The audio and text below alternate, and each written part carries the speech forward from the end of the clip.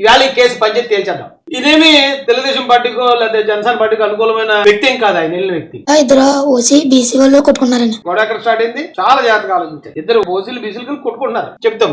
కొట్టుకుంటుంటే వాళ్ళు మాతో వచ్చి ఇలాగ మమ్మల్ని ఆపి కొడేస్తారా అని మాతో చెప్పారండి. మాతో అందులో ఒక టీము అంటే బీసీ కుర్రోళ్ళు అయి ఉంటారు, లీడర్ అయి ఉంటాడు, ఇవే మా తరపున నిలబడాలి అని ఇన్వైట్ చేశారు. చెప్తే దారిలో వెళ్ళేటప్పుడు మేము ఆపి రేపు చూసుకుందాం లేరా అలా చెప్తే ఈయన వెళ్ళి దారిలో వెళ్ళే వాళ్ళు లేపడట. రేపు చూసుకుందారా అయితేనే ఆ ఓసీ పిల్లలు ఎవరైతే ఉన్నారో వాళ్ళకి చెప్పాడు. ఈయన శుక్రవారం నాడు చూసుకుందాం అని చెప్పామని. శుక్రవారం చూసుకుందాం రోజు పేరు కూడా చెప్పాడు. చెప్తే వాళ్ళు వెళ్ళిపోతుంటే ఓసీ కుర్రోళ్ళందరూ గ్రూప్ కట్టని వాళ్ళు అన్నారంటే ఎవరు తీసుకొచ్చుకుంటారు తీసుకోండి, ఎస్సీలు ఏమైనా పెద్ద గుడింగ్లు అనుకుంటున్నారా. Note this point. ఓసీ పిల్లలందరూ చోటు ఉండి బీసీలు అన్నారట, మా వాళ్ళు అన్నారు ఎస్సీ వాళ్ళు మేము తీసుకొస్తాం అన్నారట. అప్పుడు ఆ ఓసీ పిల్లలు అన్నారట తీసుకురండి, ఎస్సీలు బుడింగ్లేంటి మీరు తీసుకొచ్చి చూసుకుందాం అన్నారు. వాళ్ళు ఆరుతారతే కదా మరి అన్నారు. ఎస్సీలు భయపడే రోజులు పోయి అని వాళ్ళు అన్నారంట.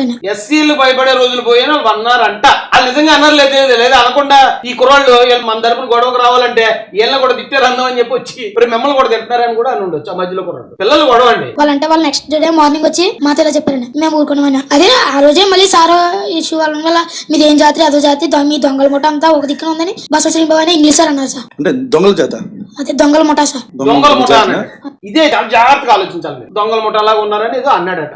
ఎవరు అన్నాడు అనేది ఇక పెద్ద కొచ్చండి. మీ జాతి అని చెప్పని ఎన్ని మాట్లాడింది ఎవరు? మా జాతి అన్నది ఇంగ్లీష్ సార్. కొద్దిగా గర్ల్స్ ని అమ్మల్ని తిట్టింది Suresh Bhushan sir, HM sir అండి. జాతి అన్నది ఇంగ్లీష్ సార్ అని చెప్పాడు కదండి. ఇప్పుడు మన వాళ్ళందరూ కావాల్సింది కూడా అదే.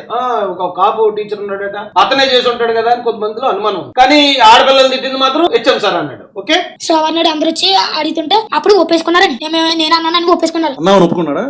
ఈయన ఈ సినిమా ఒప్పుకున్నాడా? శ్రీనిబాబు గారు ఒప్పుకోలేదు. ఇప్పుడు ఒసే గీసే ఇలాంటి మాటలు మాట్లాడింది హెచ్ఎం సార్ అన్నాడు కదా, అతను ఒప్పేసుకున్నాడు. మనసుడు అవును అన్నాను తప్పేనది, పిల్లలు కాబట్టి ఒక అలా ఉండొచ్చు, లేకపోతే నోటు దొరుకుతున్నాడు, ఇది మొత్తం తప్పు ఒప్పుకున్నాడట హెచ్ఎం. అయితే పొలవేక్ష కాదు ఇక్కడ. ఇంకా అయితే ఈయన అడిగాడు శ్రీనిబాబు కూడా ఒప్పుకున్నాడా, మరి జాతి పేరుతో తిట్టినట్టు శ్రీనిబాబు ఒప్పుకోలేదా? ఇక్కడే ఉందండి అసలైన ట్విస్ట్. ఎందుకంటే ఆయన అన్నారు, మేము సాక్ష్యం కూడా వింది. ఎవరు సాక్ష్యం? శ్రీనిబాబు సార్ ఆ మాట, ఒరే మీ దొంగల జాతి, మీరు ఎస్సీలు ఎంపీలు మీరు అని అన్నదానికి సాక్ష్యం ఉందట. ఆ సాక్ష్యం ఎవరు విన్నారండి? సాక్ష్యం హర్ష శ్రీనివాస్ అండి. ఎవరు వీళ్ళు? మా ఫ్రెండ్స్ అండి 9th క్లాస్ లో అన్నారండి. హర్ష శ్రీనివాస్ వీళ్ళ ఫ్రెండ్స్ 9th క్లాస్.